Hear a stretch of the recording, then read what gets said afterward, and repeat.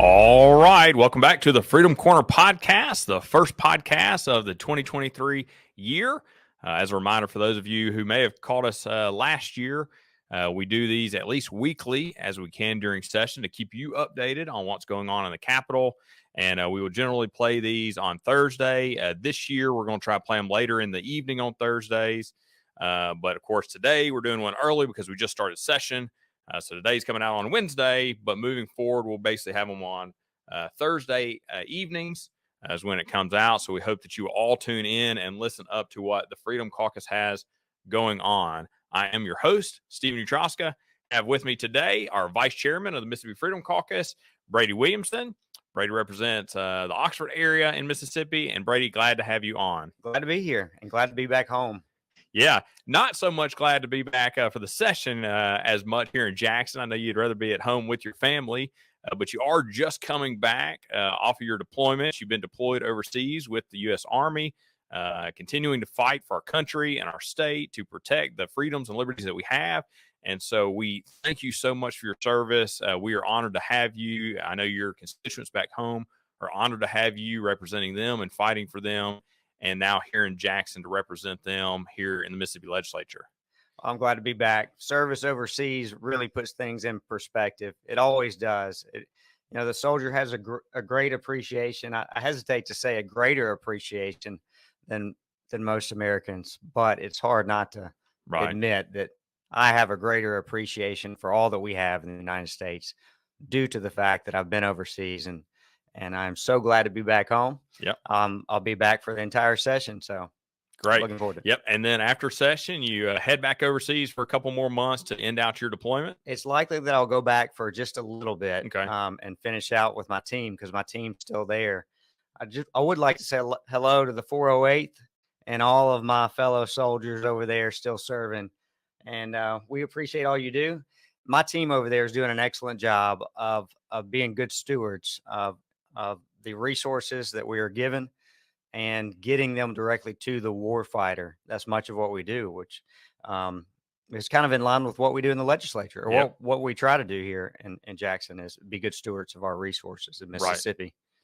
Yep. Well, and again, you are the vice chairman this year. So ending the session out last year, at the end of the session, the Freedom Caucus, for those of our viewers that may not be familiar or didn't see the last podcast after the session, but at the end of the session, it was time for the Mississippi Freedom Caucus to have elections.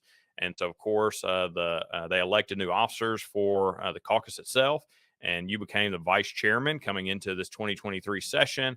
And so we know that you have a lot of things planned for the caucus moving forward. Of course, the chairman is Dana Criswell. He is the new incoming chairman. And we are looking forward very much to what the caucus has planned this year in 2023. Yep. Glad to serve in this capacity as the vice chair of the Freedom Caucus. And it's good that we have allies across the state now that are serving the same purpose, from the National Freedom Caucus that is continuing to hold the Republican Party accountable to the principles that they campaigned on, they promised to Americans, and continuing to be the voice of the people in D.C. and 10 or 13 other states now. Yeah, so we have eight fully came on by 2022. We have two more that are coming on literally this week. So we'll be at that 10. Our goal was 10 by the end of the year. We got basically a week behind on that. So we'll have 10 by the end of the week joining the network. And then we've got another handful that will be probably within this legislative session. And then we're 20 is our goal by the end of this year. So we'll have 20 across the country, Freedom Caucuses, just like Mississippi. That's outstanding. And Mississippi is leading the way, leading the effort by all accounts. So we're glad to be a part of it and glad to be a part of the team nationwide. Yeah, and I was just pulling up. So some of the Freedom Caucus, if you're on the email list, if you're watching this and you're on the email list, you would have got the year in review for 2022, all that Mississippi Freedom Caucus did over the last year. And I'll just read a couple of these things quickly. So you guys sent out 68 emails over the year, so basically one per week. And then during session, there were, sometimes more than one per week, maybe twice per week to keep people updated. But a total of 3.6 million individual emails. You guys have an email list now that's well over 100,000 subscribers. And so when you're sending out 68 emails throughout the year to those 100,000 people. The total there was nearly 3.6 million individual emails. That's how many people in Mississippi you guys are reaching now that are following what you guys are doing, and they're supporting you in it. And because you guys did 9 action campaigns last year, some during session, some outside of session, 9 action campaigns that had over 5,600 citizen actions. That means they got your email, they got the caucus's email, and you called them to action. They went to the website of the caucus and hit your action button, and that forwarded them to be able to send an email to their congressman, to their state senator, House representative here in Mississippi, or their U.S. senator and representative. So you guys are crushing it when it comes to leading a grassroots army here in Mississippi. It's not only your votes in the Mississippi legislature, it is the movement of Mississippians that you have gathered, your supporters, your activists behind the caucus that are making a huge difference, not only here in Mississippi, but nationally. Well, I can't disagree with that. And what we're doing in social media or emails is absolutely important. But I'd also like to add that we are face to face with our constituents, probably more than any in the state. Absolutely. I had to do a little bit different video conferencing and phone calling in and that while I was gone and deployed, and we'll have to do a little bit again. Meanwhile, back home, when I am home, I'm face to face with my constituents. We're at school board meetings. We're showing up at events that our policymakers should be 100% involved in to get a pulse of where the people stand. We have our own guidelines, our own principles, but those principles are reinforced by the people that we represent, right, that put us in office. So I just would like to add that we are face to face with our constituents a great deal. And I look forward to being in front of anybody over the next 3 months that needs me at their meeting, at their event, at their board meeting, at their place of work, as we continue to limit government or right size government, reduce our tax burden to the people, because that's what really attracts people to our state. Yep. We can give it for ones and twos and, big corporations here and there, but everybody in the state deserves that. And so we're going to continue to work towards that this year, as well as some of the abortion the abortion ban has led to adoption policies that will be entertained this session. And there's 2 paths that could take. One is more government involvement, right, and one is put it into the power of the local communities, the churches, and the charitable organizations. And that's the path we choose to take. Yep. Because that's where we know it works. Yep. We know the people that are in our communities. The state doesn't. We have true compassion, and as we have seen throughout the years, the more state involvement in family matters is not always the right thing. Right. Yeah. And so I have, you guys did a survey off session and basically asked Mississippians what their top issues were, what they wanted to see out of the Mississippi legislature, and what they want to see Mississippi Freedom Caucus fighting for. And Sanctuary for Life, which includes pro-life issues, but now with the Dobbs decision, of course, we were at the Supreme Court when the Dobbs decision came down. Myself and the Mississippi Freedom Caucus officers went to D.C. to do some training there and some education things, and just happened to be there. It's Providence that we were there when the decision came down at the Supreme Court. But that was one of the top issues. Not only the pro-life side of it getting past the Dobbs decision, but now what does that look like moving forward with legislation in Mississippi now that we have conquered that in Mississippi and won? The pro-life advocates like us have won that battle here in Mississippi. There's another battle that's past that, and that's where the big government wants to come in and add more Medicaid expansion, more policies, more government involved in adoption processes. And we're looking at trying to claw them back from that and allowing people, an easier process of adoption, ways that it can reduce those costs that are basically burdens of the state that require those costs. There's no doubt. I've said it since I've been in office. I want us to be the most adoption friendly state in the nation. But what that looks like to you and I is different than some of the other forces out there that are in the works. So we'll be working on that a lot this year. And what a great thing it was to be on the steps of the Supreme Court at the day that announcement took place. It was very surreal and gratifying as a representative, because I came in just after that that was The decided vote, right? just after the vote. So I wasn't able to be a part of that vote. We were more the, I guess, maybe the finishing force, and I can't take credit for it. And there's a lot of people out there take credit for it, but I was there to witness it, and I am here to continue to um, Fight for make that legacy. fight for that Yeah. legacy, and that my predecessors fought for, and also take it to the next step to make sure we are the most adoption friendly state in the nation. Yeah, absolutely. So the survey you guys did asking what the top issues were.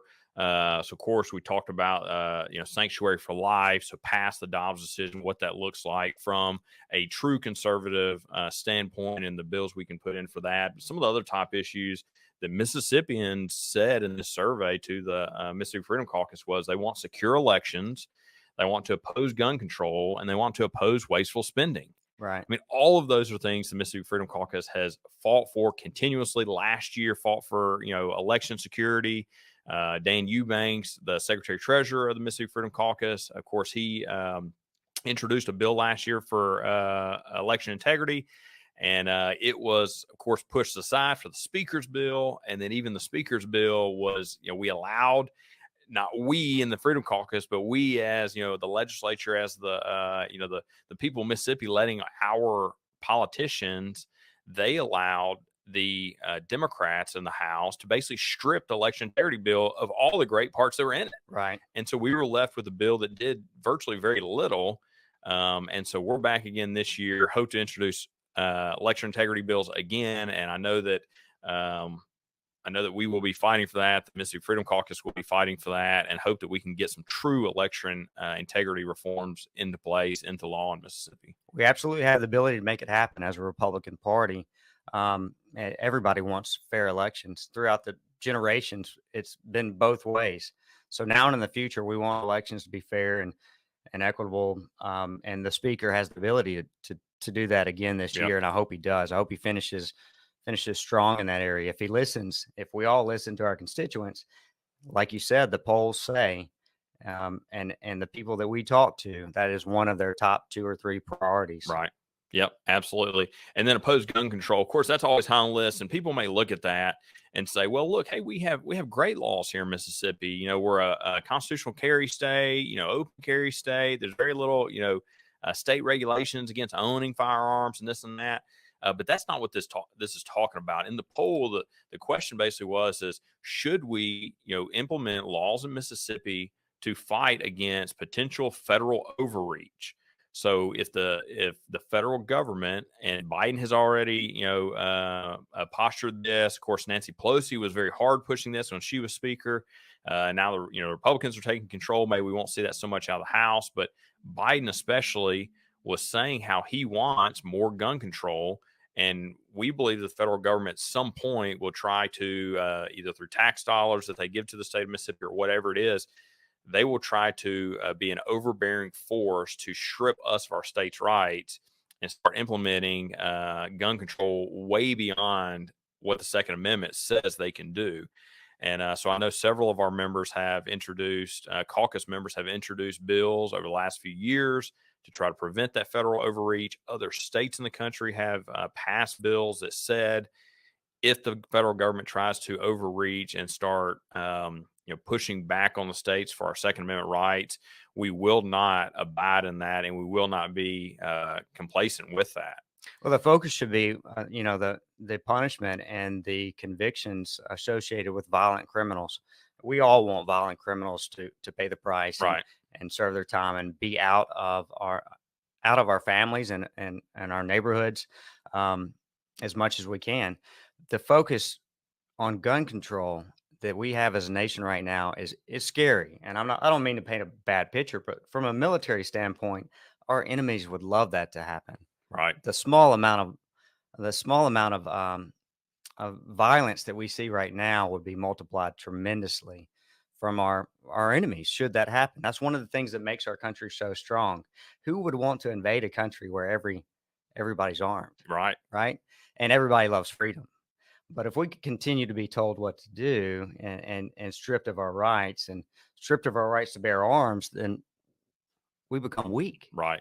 So Yeah, and I don't know if this is true, but there's always been the quote that was out there that was supposedly from one of either the emperor or the commanding officers of the Japanese army, whichever it was back during World War II, right previous to Pearl Harbor, where he said, attack on American soil, and I'm just kind of paraphrasing this, but attack on American soil is at best idiotic because there's a gun behind every blade of grass, is something to that effect is what he said, basically saying they don't want to attack the American mainland. They attacked Pearl Harbor, but they never wanted to put boots on the ground in America because they knew how many guns were in the hands of law-abiding Americans who would be willing to fight for their country right. if they were attacked. And I think that is absolutely a fear that anybody would have, any other country would have, trying to attack the U.S., attack our sovereign soil here, on the continent, in the United States of America, if every law-abiding American has a gun and knows how to use it.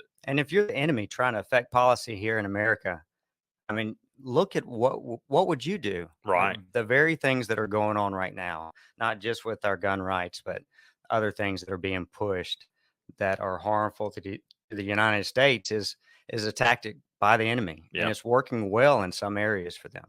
Yep, absolutely. Well, I think that again, the people of Mississippi spoke through the poll that the caucus did, saying that they understand that is certainly a threat not only to our country but our state. We are a sovereign state in Mississippi. We have states' rights. That's how our Constitution was set up. That we have the rights as a state to push back against federal government when they see or when we see their overreach. And so I think that now is the time that we must pass something like that here in Mississippi. I agree. Yep. Well, good. We will end it there, but I appreciate everybody listening in. I appreciate you coming on. I appreciate your service to not only our state, but our country. And we look forward to continuing to track what you guys are doing this year in session. Thanks. I enjoy being here. Appreciate it. Yep, absolutely. And for everybody listening, make sure to join us. Again, we'll start doing these on Thursday evenings. We will do these videos, but with that, we are out. This is the Freedom Corner podcast. And Brady, there's no one better I would have fighting in my corner. Thanks so much.